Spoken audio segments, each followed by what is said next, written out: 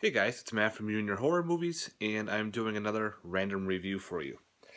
This week, I'm doing an interesting little zombie film. Now, zombie films are pretty much a dime a dozen. A lot of zomcoms out there, a lot of just other, just so and so versus zombies, this thing versus zombies, anything versus a zombie. But they've managed to put out some interesting zombie films. Now, this one does a little bit different, but it's very interesting. It's a very cool little low budget film, and it's from Wild Eye Releasing, called A Plague So Pleasant. Pretty much, this is a low budget zomcom, not a zomcom, but mostly if you want to call it a zomcom, but it's a low budget zombie film where it takes a little twist on the zombie genre, which was kind of neat. Pretty much, a small town is attacked by a zombie virus. They're fighting, shooting and everything. Well, they come to find out that if they stop shooting the zombies stop attacking. And they just coexhibit with everybody else. They're just wandering along the streets, minding their own business, doing all that kind of shit. Well, it would take place a year later. And, people are okay with it. Zombies are becoming like an endangered species. And the government steps and says don't shoot any zombies, don't kill any, because if you kill them they will start another outbreak. So people are trying to live, but there's always a group of people who can't deal with the death of their loved ones. What the hell's his name? uh I want to say it was David Chandler's character. I forgot who he played. His brother is one of the zombies in the streets, and he just can't deal with it anymore.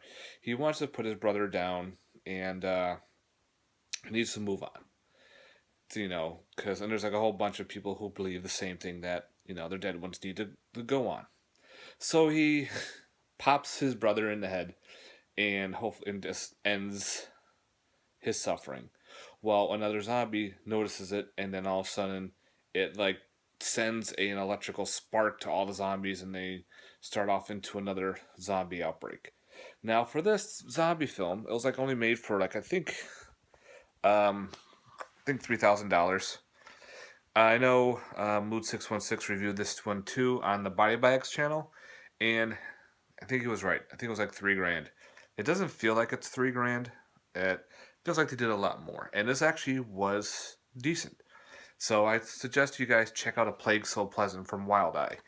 Um, if you love collecting zombie films and you just want a ton of different zombie films, check this one out, guys.